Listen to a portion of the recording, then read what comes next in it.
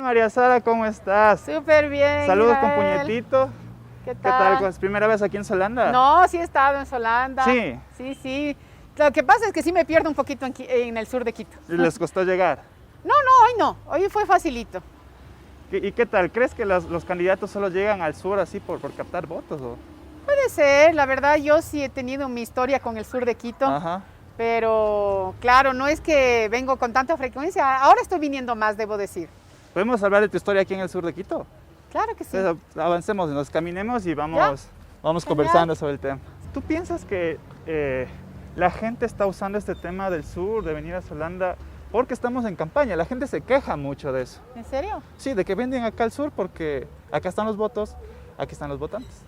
Bueno, yo creo que puede que algunas personas sí lo hagan por eso, ¿no? La verdad, yo al menos, como soy militante de la Izquierda Democrática, nosotros como partido sí tenemos bastante presencia en toda la ciudad y hemos venido siempre con frecuencia. Claro que en época de campaña se realizan más eventos, pero el sur es un espacio tradicional en donde el Partido Izquierda Democrática ha tenido presencia y bueno, en la alcaldía de Paco Moncayo se hizo mucho por el sur de Quito. Hubo un especial énfasis en el sur.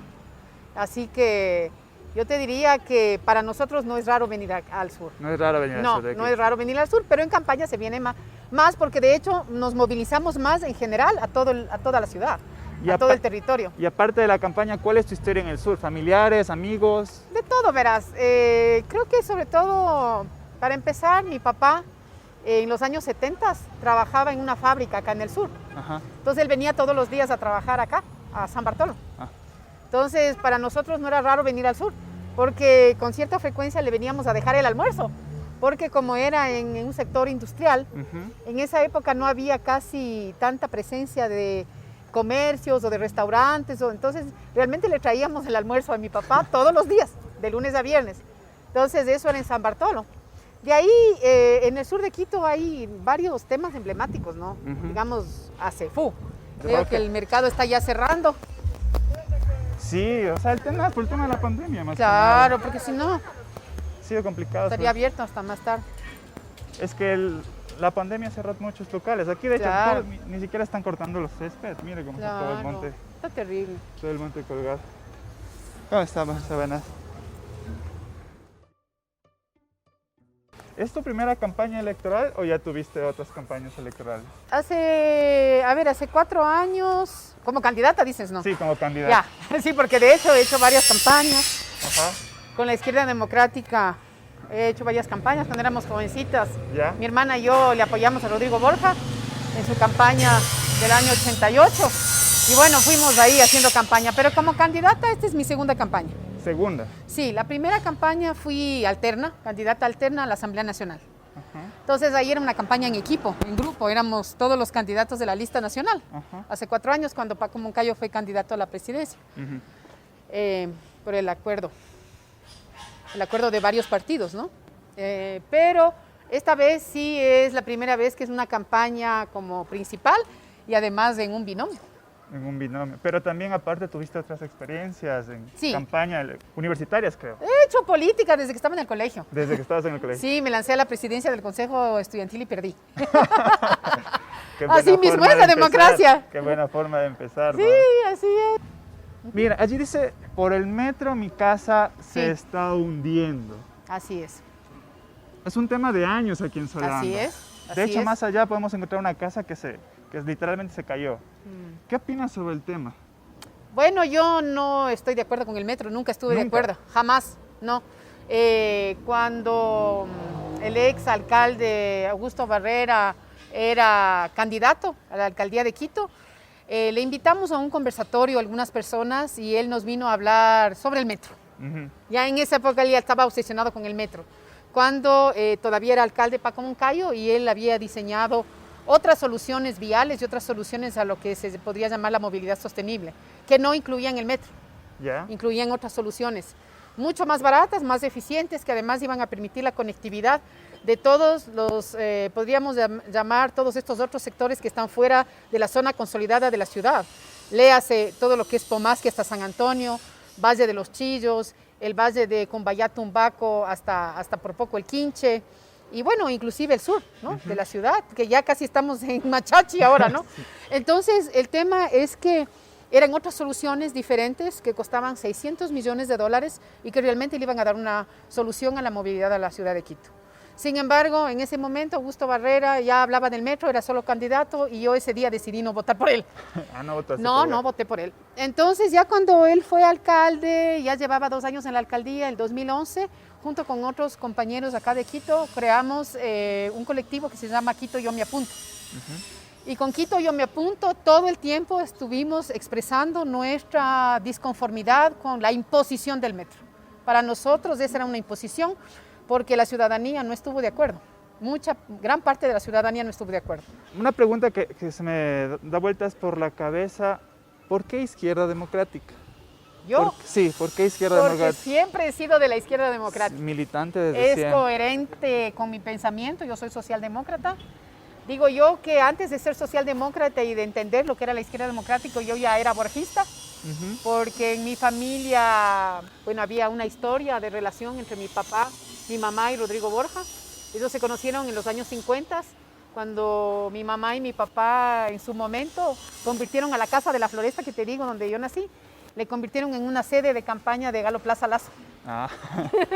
En los años 50 y bueno, terminó, en esa primera campaña perdió Galo Plaza, Claro. pero en la siguiente ganó, pero en esas conversaciones en las casas de mis padres donde iban los simpatizantes en esa época, que eran demócratas obviamente, llegó un joven de 16 años llamado Rodrigo Borja.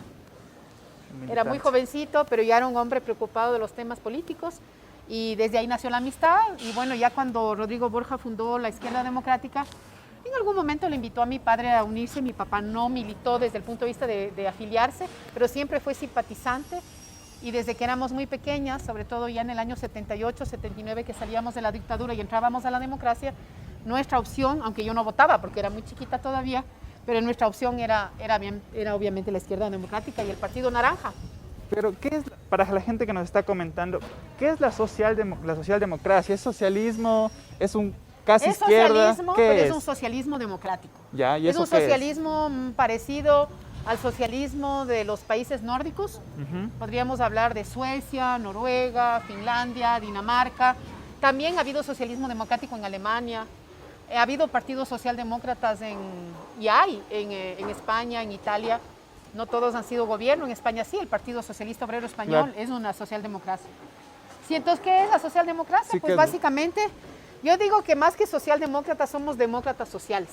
Es decir, somos personas que somos demócratas, creemos en la democracia, pero tenemos muy importantes preocupaciones sociales. Vamos a continuar la entrevista acá en Ramona Showroom, donde concluiremos este tema de entrevista. Bienvenida. Hola, ¿qué tal? Ya estoy aquí, qué bonito. Toma asiento. Hola. Listo, María Sara, bienvenido a Ramona Showroom. ¿Qué tal? ¿Qué tal te pareció Solanda? Sí, bueno, lindo. Y claro, como todo Quito ahora está con una dinámica diferente, ¿no? Diferente. Creo que en otros momentos estaba más lleno de gente en las calles y todo, pero bueno, así estamos ahora, de alguna manera cuidándonos, ¿no? Como las mascarillas. Eso digo, ¿te parecería, si es que nos quieres conversar con mascarilla, sin mascarilla, cómo te sientes? Yo sí me puedo sacar la mascarilla porque estamos manteniendo la distancia social. Ya. Física, distancia física. Las distancias físicas necesarias. No hay problema. ¿Ya? Listo. Ya. ¿María Sara es fan de las encuestas? No, no soy fan de las encuestas, pero sí tienen su utilidad. Desde el año 88 que la Izquierda Democrática no gana una elección, ¿qué va a ser diferente ahora? Bueno, de presidencia no, pero sí hemos ganado otras y de hecho Paco Moncayo fue alcalde por la Izquierda Democrática. Tenemos varios otros alcaldes actualmente, tenemos alcaldes en la provincia del Carchi, tenemos el prefecto del Carchi, tenemos algunas alcaldías, sí, definitivamente no es la fuerza que era en esos tiempos. En el 88. Así es. Pero, ¿qué crees que ha pasado con la Izquierda Democrática que ha cambiado? Que digamos, tú mismo dices, la fuerza ha cambiado, no es la misma al día de hoy.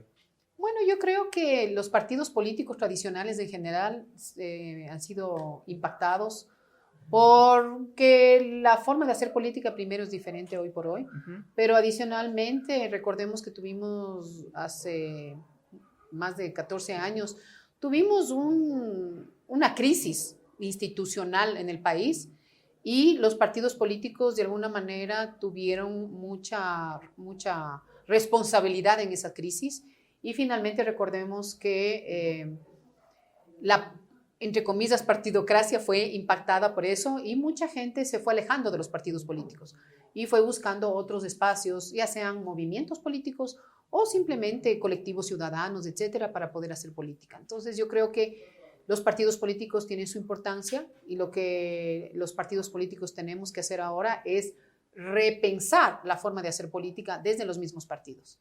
¿Y cómo se ha repensado la izquierda democrática? Mira, yo creo que una de las maneras que ha repensado la izquierda democrática es innovar en la política. Para empezar, tenemos el Instituto de Capacitación y Formación Política Manuel Córdoba Galarza, que es el único instituto de un partido político en el Ecuador que tiene autorización del CETEC para brindar sus diplomas o certificados de capacitación o formación. Y también con todas las de ley del Consejo Nacional Electoral, el Instituto de la Democracia, etc.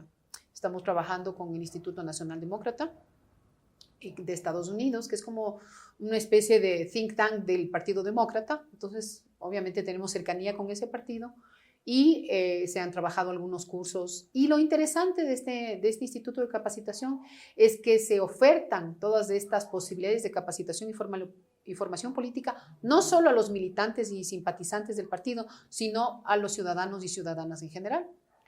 Eso es bueno. Por otro lado, tenemos también el Instituto de Innovación Política, Rodrigo Borja Ceballos es el nombre, y desde ahí pensamos otras formas de relacionarnos con la misma militancia, los simpatizantes y obviamente la ciudadanía en general, obviamente utilizando principalmente las tecnologías de la información y la comunicación, que hoy por hoy ya son, digamos, el estándar. Claro. Y más aún en esta época de pandemia, en donde es muy difícil hacer política de la forma tradicional. Los grandes mitines políticos, las grandes concentraciones son imposibles. Entonces, definitivamente la manera de conectar con el electorado y con la misma militancia y los simpatizantes tiene que ser primordialmente a través de las vías electrónicas, a través de los famosos sesiones de Zoom, Meet o todos los distintos mecanismos que tenemos hoy por hoy para comunicarnos. ¿Y estos institutos de formación cómo conectan con la gente para que esto se refleje quizá en cuestiones electorales? Mira, es que no es automático. Creo que más allá del tema electoral, que obviamente nos importa, porque si estamos de candidatos queremos llegar. Claro, hay que ganar. Sí, pero más allá de eso es el proceso como tal. Yo creo que es más importante que nosotros nos acerquemos a la ciudadanía más allá de lo que era antes. Mira, la forma tradicional era los ciudadanos iban al partido. Los ciudadanos íbamos al partido, íbamos a los mitines o a las reuniones inclusive de estrategia o de pensamiento en los partidos. Si tú ibas a las sedes de los partidos y visitas las sedes tradicionales de los partidos, todos tenían su auditorio. De hecho, el Partido Izquierda Democrática tiene su auditorio y nuestras sedes en las distintas provincias igual tienen su auditorio. Y era como que el ciudadano que tenía interés en vincularse con tal o cual partido iba al partido. Ahora es al revés, ahora nosotros tenemos que ir al ciudadano, tenemos que visitar los barrios, tenemos que hablar con la gente, tenemos que entender la realidad de la gente. Yo creo que siempre hubo eso, pero ahora es mucho más evidente. En este tema de las crisis de partidos también entran quizá personalidades en la izquierda democrática que quizá, no sé, desde el punto de vista externo, formaron ciertas ficciones. Se me viene a la cabeza el señor Andrés Páez. ¿Qué opinas de él? Bueno, sabes que con el Andrés nos conocimos en la universidad, estudiamos la misma facultad, la misma época más o menos, creo que somos hasta de la misma edad, tal vez es, bueno, por ahí. Y hicimos política universitaria juntos en esa época cuando éramos mambras. Yo te conté que hice política universitaria también, éramos de un partido que se llama Transformación Universitaria, y Transformación Universitaria ganó 7 años seguidos las elecciones. Y el cuarto año, si no me equivoco, fue justo Andrés Páez que ganó. O cuarto o quinto. A ver, primero fue Juan Chávez, segundo fue Roberto Troya, tercero fue, ya no me acuerdo quién, Pablo Egas. Creo que el cuarto fue el Andrés Páez y después fue el Paco Bonilla y otras personas. Entonces sí, hicimos política universitaria muchos jóvenes, hombres y mujeres de la Facultad de Derecho, de la Católica. Y yo le conocí en esa época y la verdad siempre le tuve mucho respeto y admiración en su momento. Y como éramos naranjas los dos, pues éramos parte de las juventudes de la socialdemocracia cuando éramos muy jóvenes, en los años 80, 90. Sin embargo, creo que Andrés Páez cometió muchos errores en su momento y de alguna manera él tiene su cuota de responsabilidad de lo que pasó con el partido. Y tengo entendido de que Pero seguramente no fue el único. Seguramente. Y tengo entendido que también, quizá por estos motivos, tuviste 2 afiliaciones al partido. Bueno, me afilié 2 veces porque me afilié en el antiguo, en el antigua ID, digamos, y después en la nueva ID cuando se volvió a registrar nuestro partido en el Consejo Nacional Electoral. Y esto fue en agosto del 2016 y yo en septiembre me afilié nuevamente. ¿Qué pasó con Inti Gronenberg? Nosotros tenemos una entrevista que seguramente ya debe haber salido, si sale este video, y Inti nos cuenta, digamos, una versión de los hechos del tema de que por qué no fue candidato a la Izquierda Democrática, qué pasó, ¿le conociste a Inti, no le conociste? Sí, le conozco, es mi amigo. ¿Y qué sucedió? No sé qué sucedió. ¿Cómo no fui parte de las conversaciones. Creo yo que finalmente no lograron llegar a un acuerdo, llegar a un acuerdo. Yo le conozco al Inti, es mi amigo, ya varios años, le respeto mucho.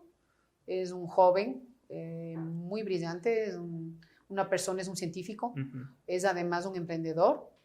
Yo le he invitado a algunos conversatorios porque yo soy cofundadora de la Red Mujer Emprendedora Ecuador y algunos de los conversatorios le invité a Inti.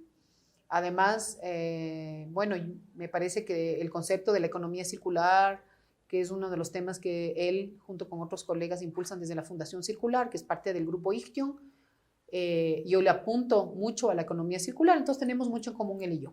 Pero ya específicamente por qué no se llegó a un acuerdo, yo no fui parte de esas conversaciones. Es decir, hay cosas del partido que desconoce la candidata a vicepresidenta de la Izquierda Democrática. Claro, porque en esas decisiones no estuve yo. Estaba el presidente del partido y estaban otras personas y después obviamente ya entré a ser parte del binomio actual con Javier Hervas. ¿Qué tal Javier Hervas? ¿Cómo le conociste a Javier? Mira que ahí son las cosas de la vida. Un domingo 23 de agosto me llama una amiga mía, que es una amiga común entre Javier y yo, y me dice: María Sara, estamos interesados en que te unas a esta gran aventura. Y yo le digo: qué bien. ¿Y por qué partido? Y me dice: por la Izquierda Democrática. Le digo: claro que sí. Obviamente por la Izquierda Democrática lo puedo pensar, porque no estaba yo decidida. Y después, obviamente, Javier me invitó a su casa y ahí estuvimos conversando y utilizó en buena medida, yo te podría decir, utilizó grandes dotes de persuasión y me convenció. Para ser candidata a Para ser candidata, para acompañarle a él, porque no estaba en mi horizonte, la verdad. Hasta ese día no hubo una carrera política previa que digamos, sí, yo quiero ser vicepresidenta. Sí, pero no a nivel de la vicepresidencia, sí. O sea, yo siempre he sido militante, me he considerado más una, llamémosle, si habría que buscar una palabra, una tecnócrata, es decir, una persona que apoya a los que están, digamos, como actores políticos de representación política. Y en su momento acompañé, como te digo, en la candidatura a la Asamblea Nacional, pero no me veía yo todavía en esas lides. Pero bueno, a veces las cosas se presentan de manera inesperada y bueno, aquí estoy. Aquí está. En la propuesta de Javier Hervás de la Izquierda Democrática hay varios pilares para el tema de reactivar la economía del Ecuador. Cuéntanos un poco de eso. Bueno, en realidad son 3 pilares de nuestro plan de gobierno. Está dividido en el pilar 1, que tiene que ver con la reactivación económica integral, del cual te podría hablar con más detalle. Está el segundo pilar que tiene que ver con la justicia social, como es nuestro lema, la justicia social con libertad, pero es una justicia social fundada en derechos humanos y los derechos de la naturaleza, que son tremendamente importantes en el mundo de hoy y más aún con una constitución como la que tenemos nosotros. Y finalmente el tema de democracia e institucionalidad, que nosotros le hemos llamado recuperación de los valores democráticos, transparencia y lucha contra la corrupción. El primer pilar sobre qué, o sea, reactivación económica integral, ¿qué significa eso? ¿Cómo se come? Sí, qué excelente pregunta. Mira, la reactivación económica integral, esto de integral habla de la integralidad justamente y lo que busca es trabajar desde una mirada regenerativa, ya te voy a explicar qué significa eso, inclusiva y de triple impacto. Regenerativa tiene que ver con la regeneración, empezando por la regeneración de las relaciones entre los seres humanos. Yeah. Yo creo que uno de los grandes problemas que vivimos hoy en el Ecuador del 2020 es ese casi divorcio que existe entre la ciudad, entre lo urbano y lo rural y el campo. O sea, parecería que no tenemos ninguna relación y no es así. Fíjate que en la pandemia una de las cosas que aprendimos es que dependemos del campo. Mira, sin el campo no hubiéramos sobrevivido, la gran mayoría, porque a través del hecho de que nuestros campesinos y nuestros agricultores nunca jamás dejaron de trabajar, esos no pararon. Y así ellos nos pudieron alimentar al resto de la población, bien o mal, porque obviamente hay gente que ha sufrido mucha pobreza, muchas limitaciones, perdieron el empleo y sigue habiendo mucha gente en el desempleo. Pero en general yo creo que una de las cosas que los que vivimos en la ciudad logramos comprender es la importancia del agro, la importancia del sector rural, la importancia de nuestros campesinos, el valor que tienen. Es como que por muchos años los gobiernos han sido absolutamente irresponsables en no tener, en no trabajar, en no construir una política de Estado en el agro. No hemos tenido. Lo que hemos tenido es buenos y malos ministros. Algunos ministros más iluminados que han avanzado en ciertos temas y otros ministros que han sido, mejor no digo, de llorar tal vez. ¿Y cómo se va a hacer el tema del agro? ¿Qué propuestas van a ir apuntadas hacia el agro? No sé, créditos, disminución de impuestos, subsidios. Varias cosas, pero la verdad yo creo que disminución de impuestos no te sabría decir, a menos que sea para incentivar la inversión en ciertos lugares que tal vez estén más deprimidos, y eso suele pasar. Como el agro. Sí, como ciertas provincias en donde estén un poquito más afectados, ¿no? Pero yo te diría que en general lo que sí no vamos a hacer es aumentar ningún impuesto, eso sí, ¿no? La izquierda democrática no vamos a aumentar ningún impuesto, porque realmente nosotros creemos que en situaciones de recesión o de crisis, aumentar impuestos realmente no ayuda. Lo que sí es que hay que cobrar los impuestos a las personas que tienen que pagar, porque obviamente hay mucha evasión fiscal y elusión también. Entonces tenemos que trabajar en ordenar ese tema. Pero más allá de eso, definitivamente, como tú bien lo indicas, nosotros tenemos que inyectarle capital, inyectarle liquidez al sector productivo en general y el sector productivo agrícola y agroindustrial en particular. Nosotros somos de la idea que tenemos que ir saliendo de manera importante, seria y firme del extractivismo. Nosotros consideramos que el extractivismo, aunque ha tenido su impacto positivo en ciertos ámbitos, a la final no ha sido tanto como la cantidad de recursos que hemos extraído de nuestra tierra. A la final nosotros consideramos que han sido ciertos grupos que se han beneficiado y tal vez algunos políticos que a través de actos de corrupción también se han beneficiado. Entonces, en ese sentido, no es que le decimos no absolutamente al extractivismo, porque no podemos salir de golpe, pero sí tenemos que transitar hacia ir saliendo del extractivismo y pensar en otras formas de crear riqueza, entre esos el tema agrícola y agroindustrial, pero no solo. Hay muchos otros sectores en donde realmente podemos nosotros generar muchos recursos para el Ecuador. Para empezar, nuestro país es uno de los 17 países más megadiversos del planeta. Y además ese es uno de nuestros atractivos turísticos. Aunque hoy por hoy, bueno, por la situación de la pandemia, la gente no puede venir, pero nosotros sí podemos hacer turismo interno, ¿ya? Lo podemos hacer.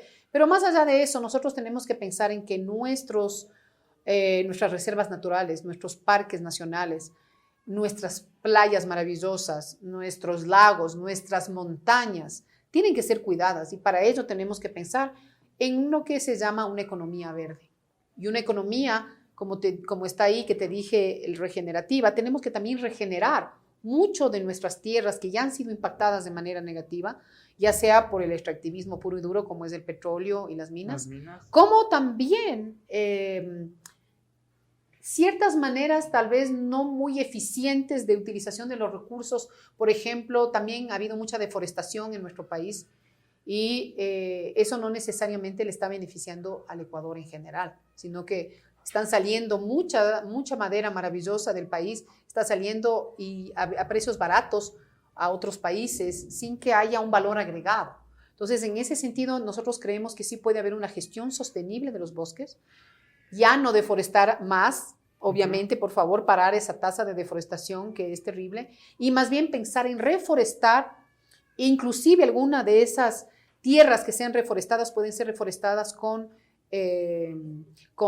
árboles que sean más bien para fines comerciales. Entonces, puede haber una mezcla entre conservación y también una reforestación pensada también en lo comercial, pero de manera eficiente y técnica. Pero hablando del extractivismo, no sé si estas palabras le suenen bien a la Cámara de Minería. Bueno, seguramente no le van a sonar a la Cámara de Minería, pero puede que le suenen bien a otras personas, como a la gran mayoría de jóvenes del Ecuador que piensan en que no tenemos que acabar con todo lo que tenemos para poder conseguir recursos inmediatos. Yo creo que hay que pensar en el mediano y en el largo plazo. Mira, si es que estamos pensando en la famosa minería a gran escala, hay mucha gente que te dice, la minería a gran escala es la responsable y la minería artesanal o inclusive la ilegal es irresponsable. Yo te digo que no es así, necesariamente. Puede que haya una minería legal que sea responsable, que cumpla y que tenga ciertos elementos, no sé si de sostenibilidad, pero por lo menos de responsabilidad. Pero eso no necesariamente es así. Conocemos de casos dramáticos de mega empresas multinacionales canadienses y de otros países que hacen cosas no precisamente muy responsables. Claro. Han tenido temas de contaminación muy grandes en Brasil, en Perú, en Guyana, por hablar de países cercanos a los nuestros, también, no hablemos del África. O aquí también, en la provincia de Bolívar, San Pablo de Amalí, igual el problema con Dulcepamba, que han desviado el río y tuvieron problemas con las minerías. Exacto. Pero, entonces, no toda minería legal es responsable. Entonces, nosotros tenemos que ser muy cuidadosos al momento de dar concesiones mineras. Y además, esas concesiones mineras no pueden estar en los lugares donde son fuentes de agua, donde son reservas naturales, donde son parques nacionales, donde tenemos que zonas intangibles. Tenemos que ser muy cuidadosos con eso. Esos lugares no se tocan. Hay otras maneras de buscar un desarrollo sostenible en esos espacios. Por ejemplo, mira, hay lugares, inclusive el Choco Andino, que es parte del Distrito Metropolitano de Quito, ¿no? Hay parte del Choco Andino que está en nuestro mismo Distrito Metropolitano. Ahí está el oso de anteojos. Ahí se puede sembrar inclusive cacao y café, ahí mismo dentro del bosque. Entonces no se necesita talar el bosque para poder generar otros recursos. Lo que pasa es que yo creo que hay gente que piensa que porque entra mucho dinero va a haber mucha generación de empleo y no necesariamente es así. No necesariamente es así. Entonces yo creo que tenemos que ser súper sinceros y sincerar como país las cifras y los datos. ¿Cuánto exactamente esas actividades extractivistas me van a generar en recursos económicos y cuánto en empleo? ¿Y cuánto otras actividades que pueden ser más sostenibles y más regenerativas? Y obviamente que pensemos en lo que yo llamo el triple impacto. O no solo yo, sino esto es una teoría mundial. ¿Qué es? El triple impacto es que no tenemos que pensar solo en lo económico, sino que tenemos que pensar en lo ambiental y en lo social. Mira que en la minería tiene un impacto social brutal también. Alrededor de ciertos sectores mineros hay muchas actividades, ahí sí, ilegales y frontalmente criminales. Inclusive trata de personas. Entonces son cosas, y no me estoy refiriendo solamente a los sectores en donde estamos hablando de minería ilegal, como el sector de Buenos Aires, que recordarás que tuvo que entrar la fiscalía, la policía y creo que hasta los militares, porque eso era ya un tema dramático. Pero definitivamente, inclusive en ciertos sectores de minería legal, inmediatamente empiezan a aparecer estas otras actividades no precisamente legales que empiezan a dañar el ecosistema desde lo ambiental, lo social y lo cultural. Y yo creo que si pensamos en las siguientes generaciones, si somos responsables y pensamos en esa sostenibilidad que te digo, yo creo que tenemos que pensar las cosas bien y sincerar esos datos y no solamente dejarnos ilusionar por los millones de dólares que van a entrar. Mira, el Ecuador, como te digo, es un país mega diverso. Nosotros podemos apostarle a las finanzas sostenibles. Nosotros podemos conseguir muchos recursos de otros países como Noruega, Alemania, la misma Holanda, etcétera, que están dispuestos a meter recursos frescos al país porque nosotros no tumbemos la Amazonía, por ejemplo. Entonces, ¿qué es lo que pasa? Que esos recursos, claro, no te van a llegar de golpe, pero te van a llegar de aquí los próximos 100 años. Pero tenemos experiencias previas en esta situación. Se me viene a la cabeza la mano de Chevron, por ejemplo. Sí. Se intentó recopilar recursos extranjeros, pero tampoco es una cuestión de que yo quiero recuperar, también es una cuestión de quién me va a apoyar internacionalmente, y no pasó. Verás, yo lo que te digo es que no se puede decir, yo te pongo una fecha X y si hasta aquí no me consigues esa plata, yo exploto. Yo exploto. Si tú realmente tienes un verdadero compromiso con dejar los recursos bajo tierra, vas a tú mismo a apersonarte del tema. Y el tema es que el presidente en ese momento no se apersonó él. Tiene que apersonarse, esto tiene que ser un tema de presidente y vicepresidenta, en este caso. En el caso nuestro, nosotros, Javier y yo, nos vamos a apersonar del tema. Y obviamente tendremos a los ministros o ministras que sean del caso encargándose de los temas técnicos, pero quien tiene que liderar un proceso de esta naturaleza es desde el más alto nivel. Tiene que haber voluntad política. Y eso, lo siento mucho, nunca hubo. La verdad, se ha dicho. ¿Y voluntad internacional? La voluntad internacional está ahí, hay que buscarla, hay que ser suficientemente creativos. Mira, el Ecuador ha obtenido recursos de Naciones Unidas, de los fondos ambientales, solamente por bajar la tasa de deforestación.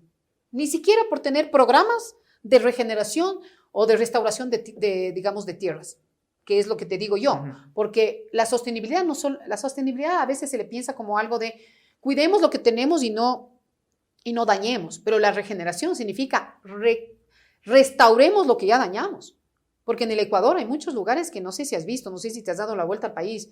Yo me di la vuelta al país justo el verano pasado, ya no pude, y recorrí algunas provincias que no había recorrido y me dolió ver la cantidad de ríos secos que tenemos ahora. Ya tenemos muchos ríos que cuando yo era más joven estaban caudalosos y hoy ya no tienen agua. Y eso es por muchas veces estas represas que no son bien pensadas, o también estamos viendo que nuestros páramos están siendo depredados. Mira, una cosa, no sé si has visto, aquí cerquita, Cantón Mejía, al sur de Quito, ¿ya? Ya están muchas personas por la desesperación justamente y porque no es que son malos, no es cuestión de bondad o maldad, pero es cuestión de que no tienen los incentivos adecuados. Si en donde están ya no tienen capacidad de recuperar o de sembrar, se van a seguir subiendo. Nosotros hemos visto sembríos de papas a 3.600 metros de altura, literalmente en las faldas del Cotopaxi. Eso no puede ser. La frontera agrícola está a 3.300, pero la gente está desesperada y ya siembra donde no debe. Justamente a eso voy, porque, digamos, tenemos urgencias también súper cercanas que notamos aquí a la vuelta de la esquina, notamos acá en la esquina. Aumento de subempleo, aumento de desempleo, los derechos de la naturaleza son importantes. Para los emprendedores, para la gente de a pie, ¿qué se va a hacer? Perfecto, tenemos un programa que ya lo tenemos diseñado y de hecho ya hemos tenido inclusive conversaciones con organismos internacionales de financiación, con el BID, con la CAF, para obtener recursos frescos que irán exclusivamente al sector productivo. Es decir, inyectarle liquidez al sector productivo y nosotros nos vamos a enfocar especialmente en las MIPYMES y en los jóvenes profesionales. Mira, hay tanto joven que se gradúa de la universidad y no tiene empleo. Puede iniciar su propio negocio o puede, si es un arquitecto, iniciar su propio estudio arquitectónico, si es un odontólogo, abrir su estudio, digamos, no es su estudio, su despacho, su nombre, ¿cómo se dice para los dentistas? Su consultorio, esa es la palabra. Su consultorio, los abogados, su despacho, etcétera.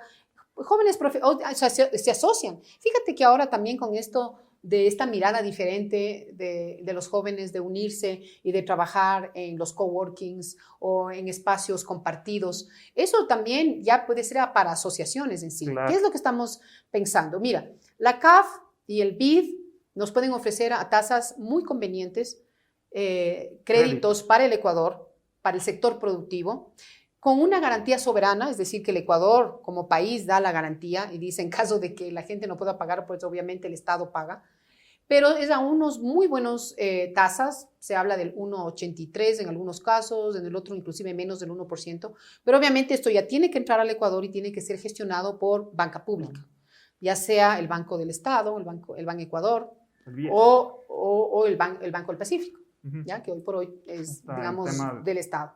Entonces, estos bancos podrían prestar al 6% a 15 años. Estamos hablando de montos de entre 10,000 y 100,000 dólares. Y nosotros estamos gestionando, obviamente no estamos todavía en el gobierno, pero una vez que estemos en el gobierno, pues gestionaremos con las instancias que sea y tendremos la incidencia en la Junta, ¿no es cierto?, en la Junta Bancaria Monetaria, para que se autoricen este tipo de tasas y obviamente se permita que este tipo de créditos no se exijan garantías reales. Y eso va a permitir inyectarle capital, liquidez al sector productivo, especialmente gente joven o MIPYMES que han tenido problemas de liquidez y que necesitan para volver a reinventarse o reabrir su negocio, porque hemos visto, como dices tú, muchos negocios en la ciudad de Quito han cerrado. Pero jóvenes profesionales y los que no son profesionales, porque lo siento como que muy... Emprendedores muy también. Citadino, Sí, muy citadino. sí. O sea, los jóvenes profesionales se sitúan en Quito, Guayaquil, Sí, Cuenca, pero hay lugares donde ni siquiera hay universidades. No, de acuerdo. No es solo para profesionales, ¿sí? También es para emprendedores y emprendedoras, no necesitan profesión. Lo importante es que tengan un plan de negocio y un plan de negocio que inclusive el acompañamiento lo puede dar el mismo gobierno nacional. Tenemos varias instituciones en el Estado que pueden apoyar con eso, el mismo ministerio, que antes era el MIPRO, ¿no es cierto? El ministerio, el MPCIP que se llama ahora, y el IEPS, el Instituto, digamos, de la Economía Popular y Solidaria. Entonces, todas estas instancias pueden apoyar con los planes de negocio. Y mira, como dices tú, tienes razón, estaba pensando principalmente en lo urbano, pero para el sector rural también. Y para el sector rural también créditos, pero no solo créditos, también tecnología. Mira, una de las cosas que hemos estado conversando con Javier y que ya lo estamos proponiendo y que es parte del plan de gobierno, es repensar CNT. Fíjate que también se hablaba de vender CNT, ¿no? Y el Banco del Pacífico. Y el Banco del Pacífico. Nosotros estábamos totalmente contrarios a la venta de esas dos instancias. Pensamos, como te digo, que el Banco del Pacífico puede ser esa banca de desarrollo que necesita el país, que no tiene por qué estar prestando las mismas tasas de la banca normal, pero porque obviamente está prestando para otros fines. ¿Ya? Y finalmente, el tema de CNT hemos pensado que no sea solamente un Consejo Nacional de Telecomunicaciones, sino que sea un Consejo Nacional de Telecomunicaciones y Tecnología. Y ahí podemos pensar en todas las tecnologías. Y pensando en el agro, que no es mi experticia, es la experticia de Javier, hemos pensado que se necesita mucha tecnología. ¿Para qué? Para que nuestros agricultores, nuestros campesinos, realmente le puedan dar valor agregado a la producción agrícola y podemos pasar de ser un país eminentemente agrícola a ser un agroindustrial y exportador. O sea, cambiar la matriz productiva. Sí, pero en el agro, que es nuestra dinámica propia, porque somos un país agrícola. Pero, o sea, cambiar la matriz productiva ha sido la idea desde hace un montón de Sí, pero si te contara, verás, en su momento, y no quiero dar nombres, pero en su momento, en el gobierno anterior había estos ministerios coordinadores. Y había estos ministerios coordinadores en el ámbito económico. Y se gastó mucho dinero en consultorías para que alguien más, que no somos nosotros, nos diga cuáles son los 10 sectores estratégicos para justamente el cambio de la matriz productiva o inclusive industrial. Y resulta que de esos 10 sectores, y al principio eran 40, después bajaron a 10, yo me pregunto cuántos de ellos realmente tienen relación con la dinámica territorial de nuestro país. ¿Sí? O si estamos listos para dar ese salto. Entonces, mira, el país del Ecuador es un país en donde tenemos mucho talento. Hay mucha gente, yo he conversado con varios amigos míos que son ingenieros de sistemas. En su momento, y aquí viene otra vez la propaganda del Paco Moncayo, en su momento, cuando Paco Moncayo era alcalde, él impulsó todo un concepto llamado Machangara Soft. No sé si se acuerdan ustedes. Y era básicamente un espacio así mismo de coworking para desarrolladores de software, con impulso desde el gobierno local, en este caso, el municipio. También con Quito nació en su momento, en la época de Paco Moncayo, y hasta ahora existe. Hubo una serie de corporaciones civiles que se crearon, algunas de ellas en temas de innovación, también en el municipio, que realmente le apostaban a estos temas. Pero ¿qué pasó? Llegó el siguiente alcalde y acabó con todo. Entonces, mira, el Ecuador tiene talento, mucho talento, pero se necesitan políticas de Estado que impulsen ese talento y que permitan que ese talento pueda desarrollarse. Países no muy lejanos, Costa Rica, le apostaron, por ejemplo, al tema tecnológico. Pero para eso, ¿qué tenemos que hacer? Apostarle a que las universidades o inclusive los institutos tecnológicos, inviertan recursos en preparar a estos jóvenes para esas profesiones que van a estar vinculadas a esos sectores. Entonces, si definimos, en vez de 10, en vez de 40, que definamos 5 sectores, que son a los que realmente le vamos a meter todos los esfuerzos, pero realmente las universidades, el sector privado, el sector público, todos tenemos que apuntarle a eso. Y debe ser un tema que debe ser consensuado. ¿Entre quiénes? Empezando por el sector privado, porque el sector privado es el que va a meter también gran parte de esos recursos. Entonces, no debe ser un tema de que entre 3 gurús en el 15º piso de un edificio toman estas decisiones sin conversar con la gente. Tenemos que sentarnos todos los actores económicos, sociales, culturales y políticos también, a pesar de que vengamos de distintas banderas políticas. ¿Por qué no nos podemos sentar a conversar? Mira, ayer fue lindísimo, Javier y yo nos unimos a un Zoom con empresarios que han hecho un trabajo extraordinario con un proyecto bellísimo para en los próximos 10 años lograr bajar la tasa de desnutrición crónica infantil, que está ya bordeando el 28% y que seguramente ahorita con la pandemia ya subió al 30%, bajarle al 10% en 10 años, con un plan y un programa que ha sido construido desde el sector privado, pero con el apoyo de la cooperación internacional y también de algunas universidades. Y la invitación que está haciendo el sector privado es a que todos los candidatos nos sumemos a ese proyecto y digamos, en caso de llegar nosotros trabajando con ustedes, señores, privado, academia, sociedad civil y cooperación internacional, vamos a sacar adelante. Porque mira, en temas de desnutrición crónica infantil, no solo que no hemos mejorado, estamos yendo para atrás. Y en el tema del sector público, porque estamos hablando de emprendedores, de gente que se va a jugársela sola o va a jugársela en asociaciones, pero desde el lado público, ¿qué va a pasar? ¿Menos gasto corriente? ¿Más gasto corriente? Yo creo que debería haber un gasto eficiente, un gasto de calidad. El gasto corriente en temas como maestros, policías, médicos, enfermeras, la gente que mantiene las carreteras, o sea, realmente es un montón. Yo te diría que no es necesario bajar el gasto corriente. Tenemos que hacer que ese gasto corriente sea eficiente, es decir, que las personas estén en los cargos que tengan que estar. Si realmente hay algo que recortar, pues habrá que hacerlo, pero no es que vamos a entrar nosotros a decir, se cortan 100,000 empleos, no. Esa barbaridad no podemos decir. Eso no podemos decir.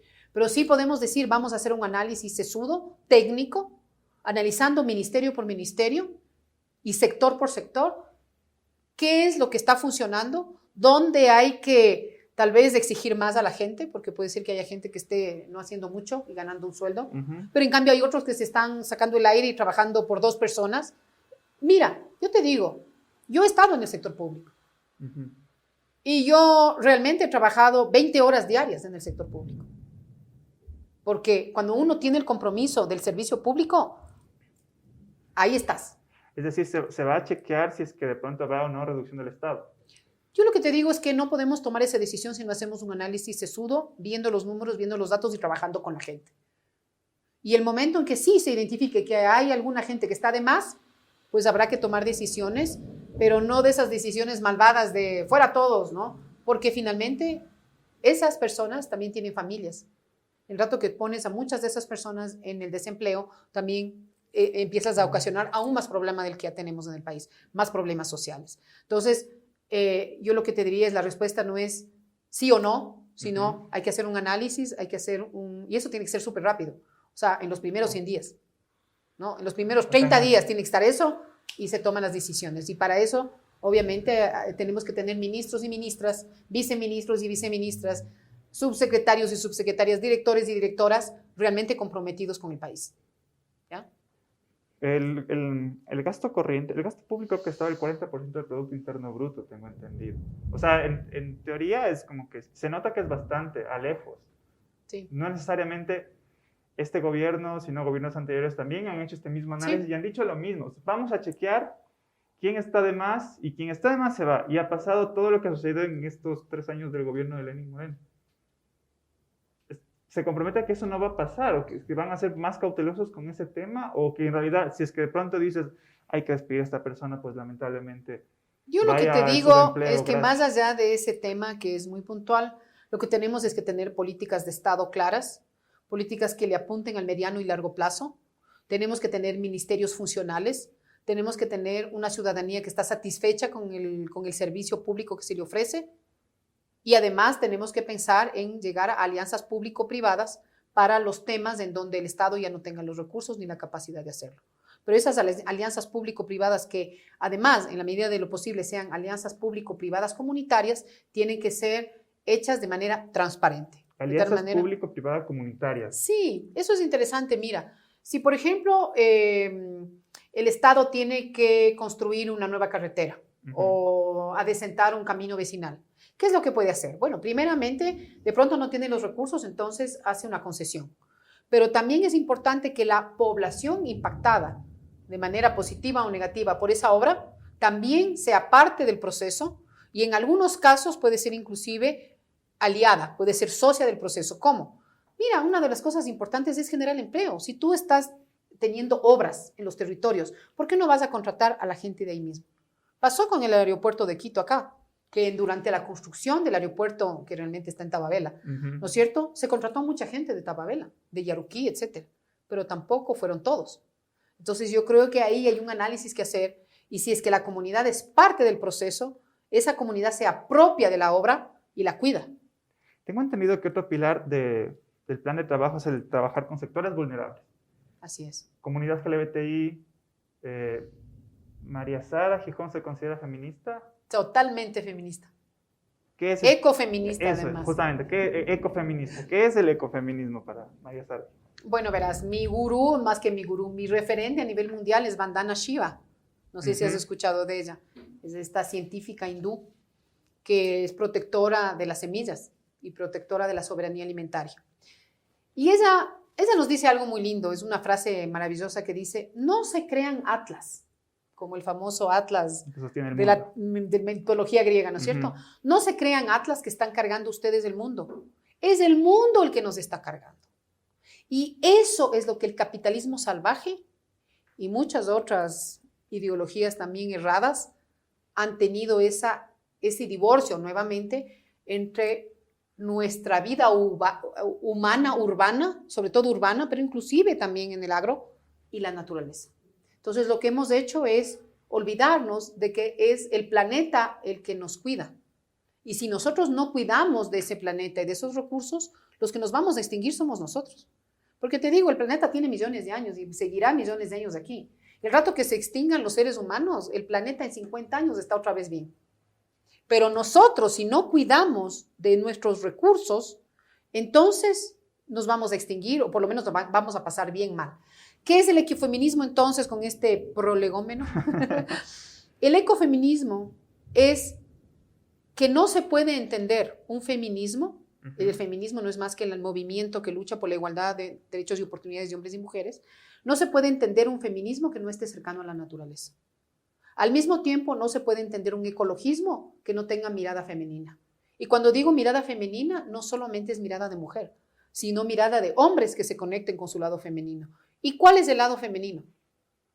Es el lado del cuidado, es el lado del amor. Entonces, cuando los padres se conectan con ese amor, con sus hijos, se están conectando con su lado femenino. Y las mujeres, cuando tenemos que salir allá afuera a lucharla, nos conectamos con nuestro lado masculino.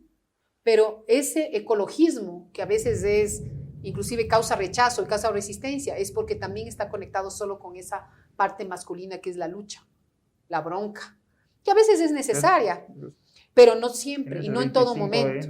No en todo momento, exacto. Mira, estabas hablando del 25N, ¿no? O sea, tienes, claro, un femicidio cada 72 horas. Sí. Pero mi pregunta también iba enfocada a este lado. ¿Estás a favor del aborto libre? Estoy a favor, seguro, libre y gratuito. Estoy absolutamente a favor de la despenalización del aborto. En todas sus causas. Sí, y que todas las mujeres tengamos derecho a tomar decisiones sobre nuestros cuerpos. ¿Herbas es feminista? Yo creo que se está haciendo feminista.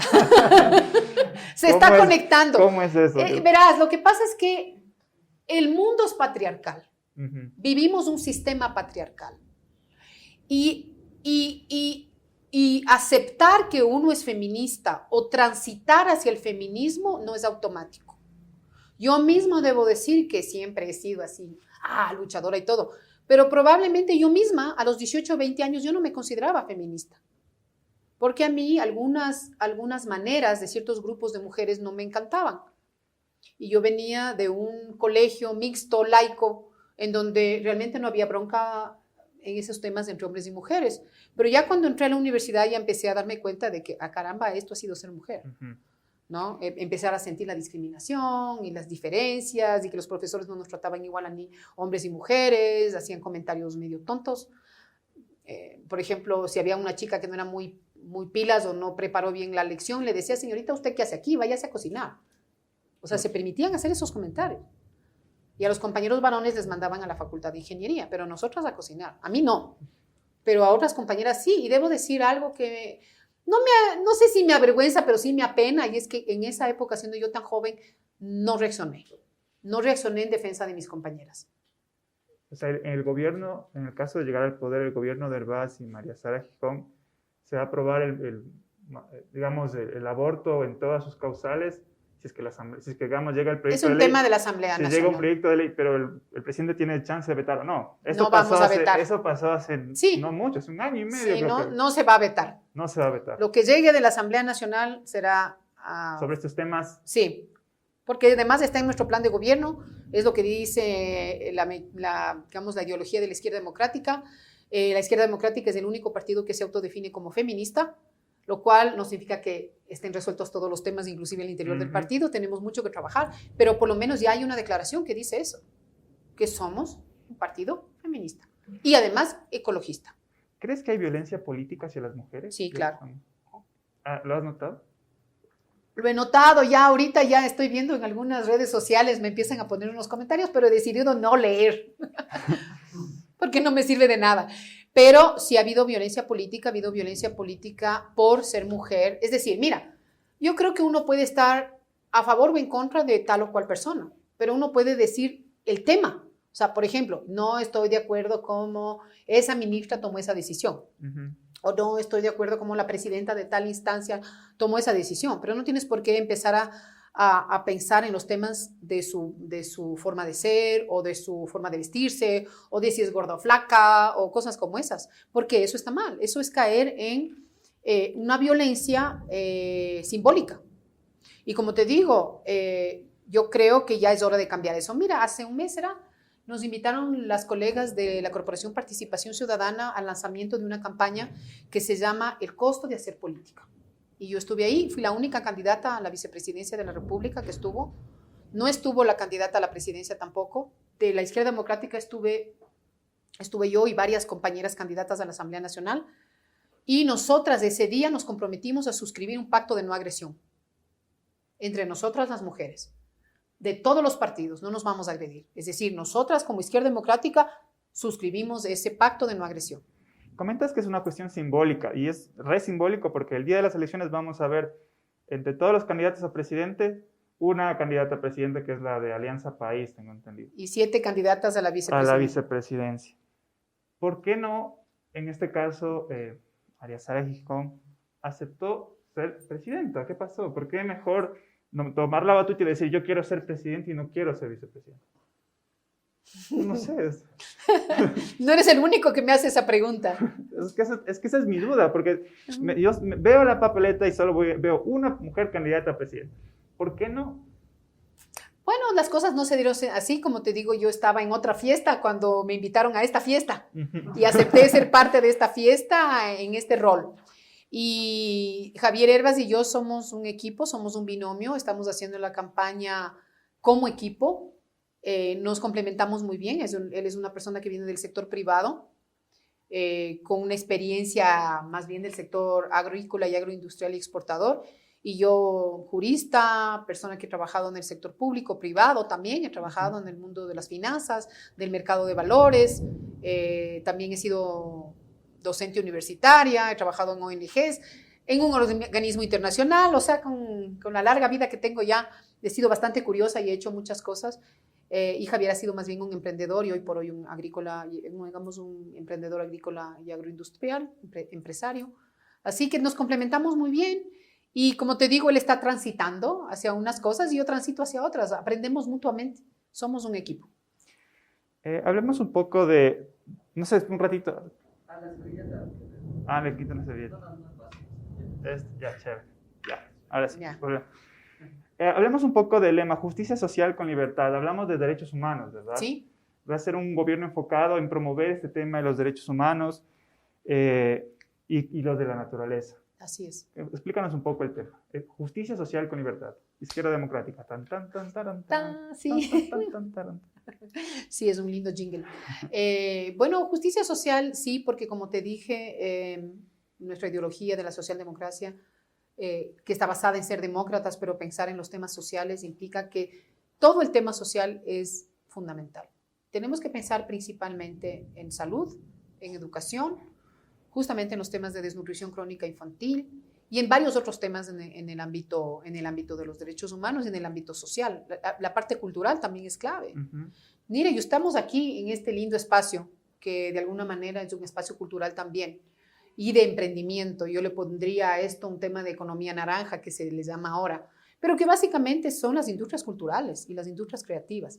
Eso es fundamental. El Ecuador tiene un potencial impresionante, tiene un talento increíble. Tenemos además el hecho de que somos un país pequeño, con una diversidad geográfica y encima dolarizado. Todo eso nos convierte en un espacio súper interesante, en un país súper interesante para producciones cinematográficas, por ejemplo. Todo el tema visual. Y sin embargo, no ha habido una política de Estado seria. Algo se ha mejorado en los últimos años, no niego, pero se necesita algo más fuerte.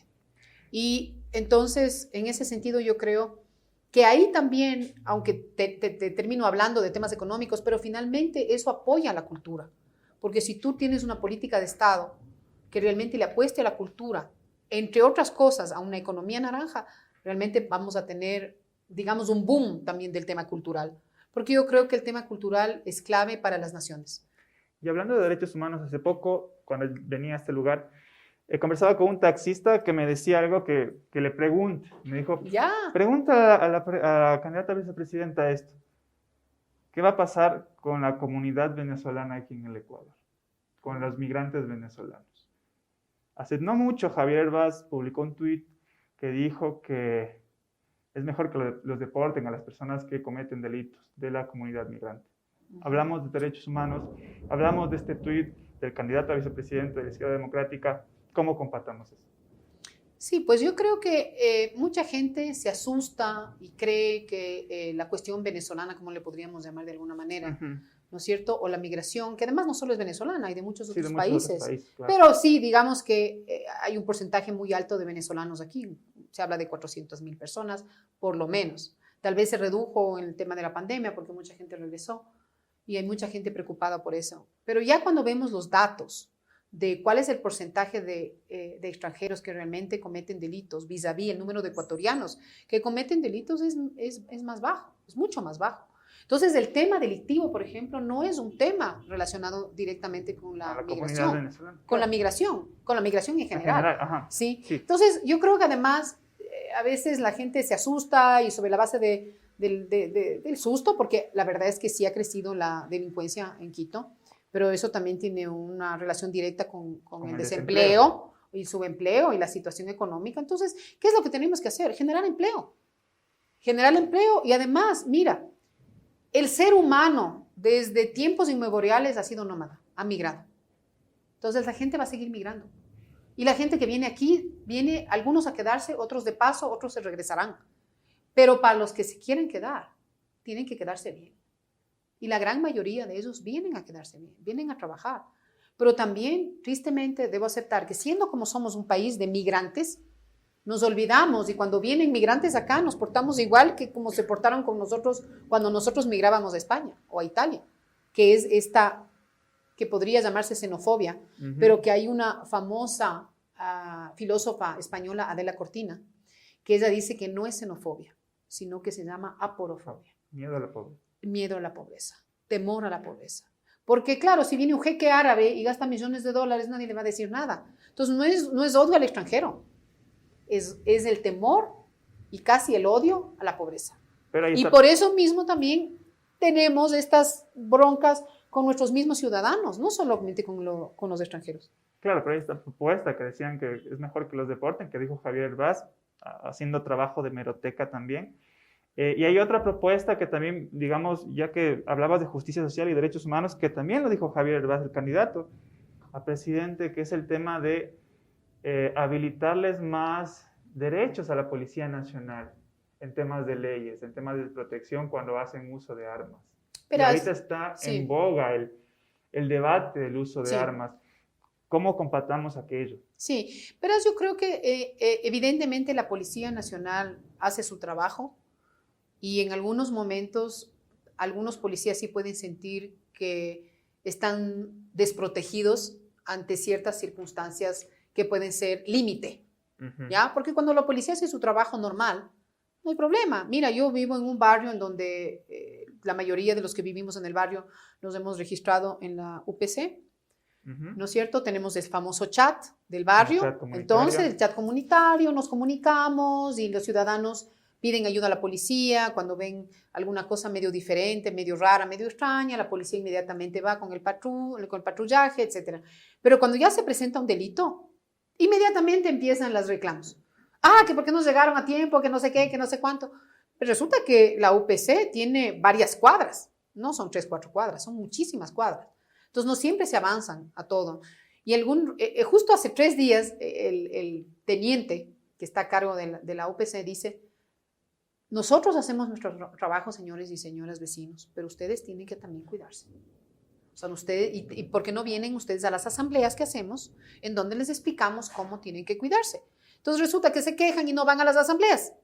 Entonces, yo creo que lo que tiene que haber es una simbiosis o una colaboración entre la ciudadanía, la Policía Nacional, sobre todo esta policía comunitaria, o esta policía de barrio, llamémosla así, y el Estado Nacional. Y claro, yo creo que en algunos casos sí puede haberse producido que en estas reyertas que puede haber entre delincuentes y policías puede haber un muerto. A veces el muerto es el delincuente o el sospechoso, porque no es delincuente hasta que no se demuestre. Sí, y otras veces muere el policía. Pero lo que pasa entonces, el tema es el siguiente. Yo no puedo estar de acuerdo jamás en el porte libre de armas. No, jamás. Quienes tienen que estar armados legalmente son las fuerzas del orden. Policías y en el caso extremo, los militares, que normalmente no intervienen en temas urbanos o esta cosa, es más bien otros temas, ¿no es cierto? Para eso están los militares. El ciudadano común no debe estar armado. No debe estar armado.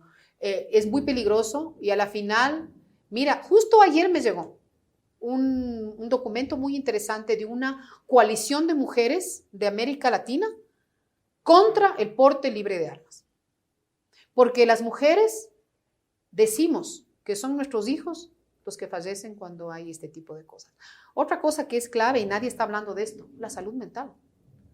En el Ecuador, ya antes de la pandemia, se hablaba de un 30% de la población, más o menos, con depresión u otros problemas de salud mental. Imaginémonos personas con problemas de salud mental armadas.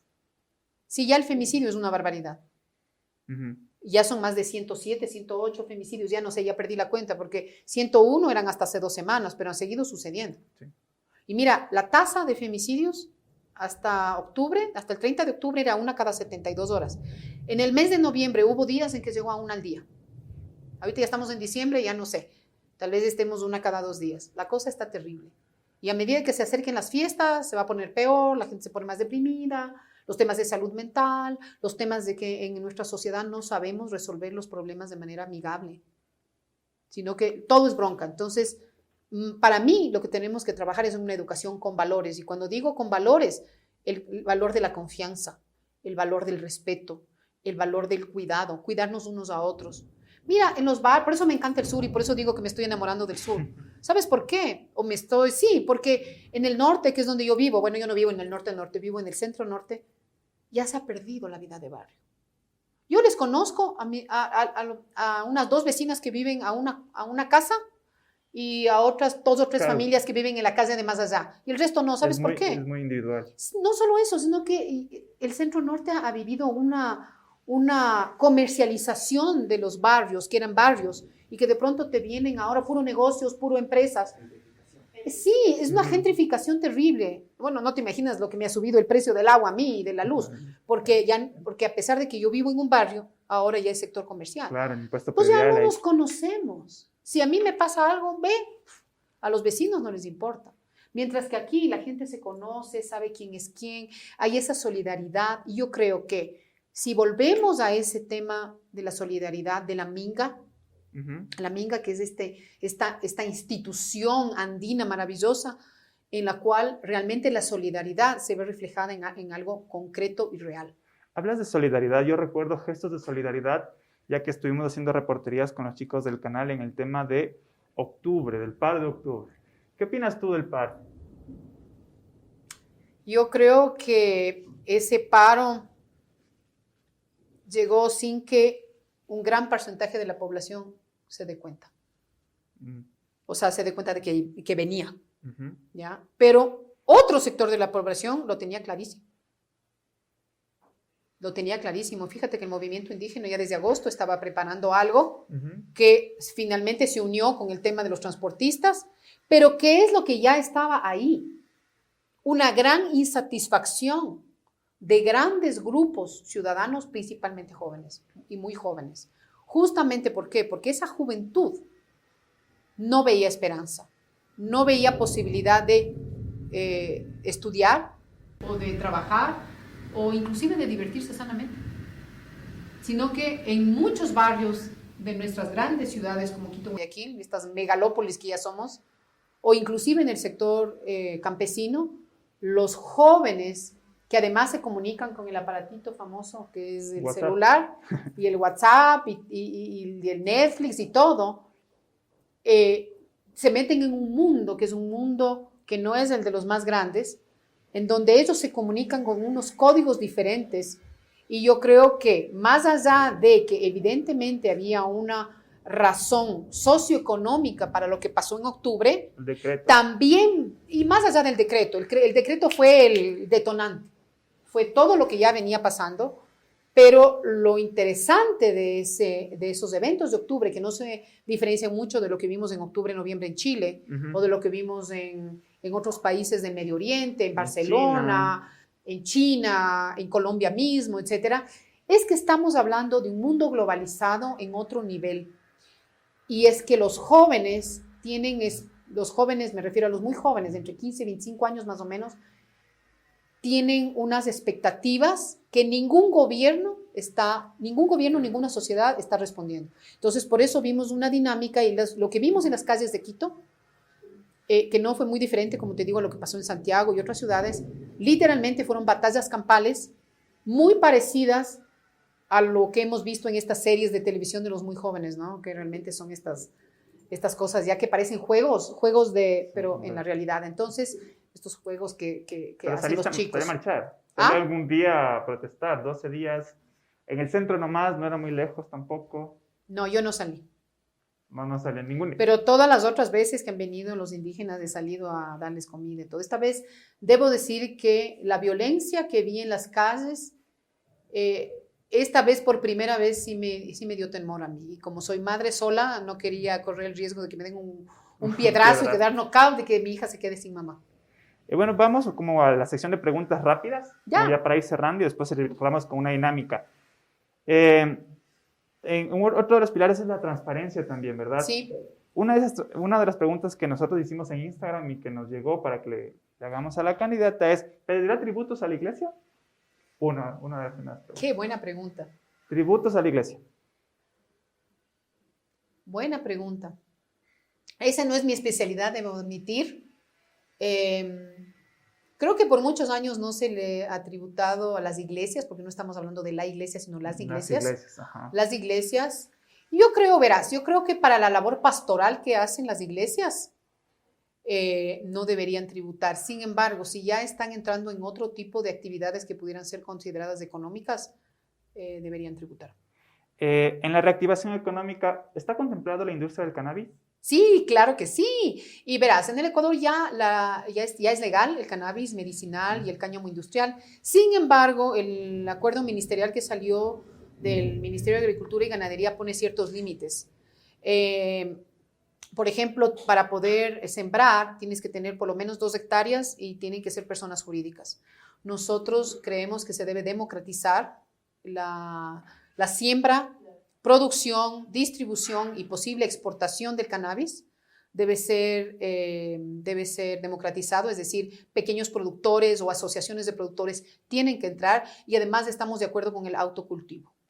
Es decir, las familias deberían poder tener unas 2 plantas más o menos para poder tener autocultivos, sobre todo del cannabis medicinal, porque hay muchas familias que tienen personas con enfermedades catastróficas o terminales y el cannabis realmente es una solución muy importante para ciertas enfermedades como por ejemplo el Alzheimer, el Parkinson o enfermedades dolorosísimas y terminales como el cáncer, en donde el cannabis realmente ayuda.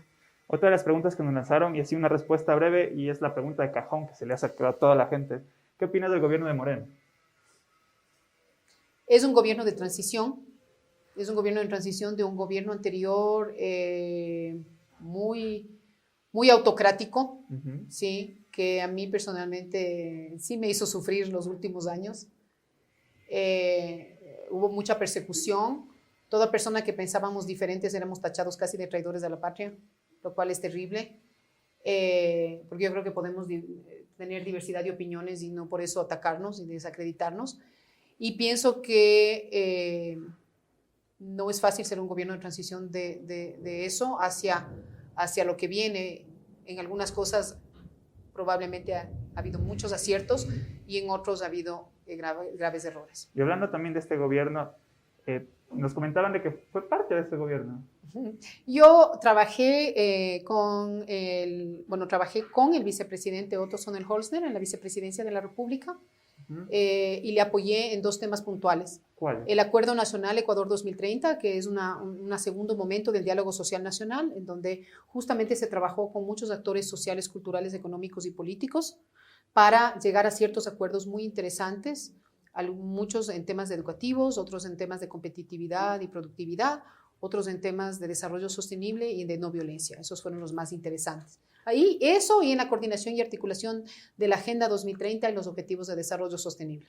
Es decir, no conocía nada, por ejemplo, de la relación que tenía Otto con Moreno y de todo. No. Esa tempestad que tuvo Eso pasaba Otto, del otro lado de la pared. ¿qué pasó ahí? No sé. No hay ningún comentario sobre eso, no. No, porque mi trabajo era absolutamente técnico. Yo era subsecretaria general ahí y yo me dedicaba a este trabajo, que era principalmente la vinculación entre el sector público, el sector privado, la academia, la sociedad civil y mucho con la cooperación internacional. Ese era mi trabajo. Listo. Ya para finalizar vamos a hacer una pequeña dinámica. ¿Ya? Y vamos a jugar algo que jugó mal Javier Herbas en TikTok. No puedo creerlo, jugó mal el Yo Nunca Nunca. Todo el mundo le criticaba al candidato porque se supone que uno tiene que bajar la mano cuando sí lo ha hecho. Entonces, bajo la mano cuando sí lo he hecho. Cuando sí lo he hecho, debe bajar. Cuando no lo he hecho, no baja el dedo. Entonces, cuando no lo he hecho, queda arriba. Se queda arriba. Por ejemplo, si digo, yo nunca he robado. Ya. Se queda la mano arriba porque Ya. no lo he hecho. Perdón, espérate. Repíteme otra vez. Si usted no ha robado, Queda arriba. se queda arriba, no baja. Si sí lo ha hecho, Bajo dedos, no bajo manos, sino dedo. Ojalá no me equivoque. A ver. Ya. Enseñémosle a Javier Herbas cómo se juega. A ver. Empecemos. Yo nunca he robado. En general. Yo nunca he sido camisetera. Yo sí creo. Sí. Hablando de partidos de equipos de fútbol. Yo ni siquiera, porque soy del Aucas y iré Del del Aucas hasta el fin. Aquí nada más está el estadio. Yo sé. Aucas Pueblo, Papa Aucas. Yo nunca, ya que se habla de feminismo y nos comentaron también, yo nunca he criticado el feminismo. Yo sí criticaba. ¿A cuál? En su momento, cuando yo era más joven, me parecía que ciertos feminismos podían ser extremos y rechazar todo lo masculino, y yo no estoy de acuerdo con eso. Yo nunca he bebido una cerveza en mi vida. No ha bebido. Ah, perdón, sí, sí. Sí, yo sí. Sí, muchas. Muchas, sobre todo de Wambra en la universidad. Y para finalizar, yo nunca me he emborrachado. Común, así. Sí, me he emborrachado. Listo, muchísimas gracias. Sí, para finalizar, sí, un mensaje a la gente que nos va a mirar. Un mensaje, bueno, ¿qué les puedo decir? Que estamos enfrentando una campaña electoral súper sui generis con demasiados candidatos, demasiados binomios. ¿Y estoy ahí bien o acá? No, ahí está bien. Ahí estoy bien, sí, ya. Todo bien. Y que bueno, dentro de toda esta cantidad de binomios, a veces es difícil identificar quién es quién. Hay algunos que son más claros que otros, hay algunos que tienen una tendencia o una mirada súper clara, sobre todo los extremos, llamemos así, ¿no? Pero yo creo que existimos ciertos otros candidatos que estamos por ahí, se podría pensar en la mitad. Pero yo les digo que la Izquierda Democrática es un partido ideológico, es de centro izquierda, es un partido socialdemócrata, es un partido que piensa en los derechos humanos de todas y todos, que para nosotros los grupos de atención prioritaria son fundamentales. Nosotros cumpliremos la Constitución a carta cabal, porque la Constitución tiene claros temas de igualdad y de no discriminación, que somos un binomio diferente, que no hemos hecho política a este nivel antes. Javier, obviamente, tampoco, él no ha sido afiliado, es una persona que viene del sector empresarial productivo. Yo he hecho política, pero he hecho más bien política universitaria, etcétera, y más bien política en las calles, ¿no?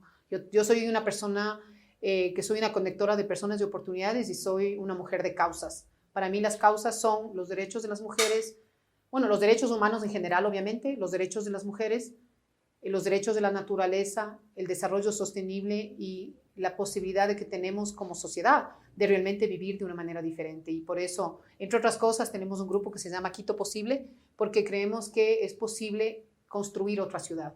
Y así como es posible una Quito diferente, también creemos que es posible un Ecuador más amable, más solidario, más responsable, más sostenible, en donde todas y todos podamos realmente no solo soñar, sino cumplir los sueños. Ese sería el mensaje.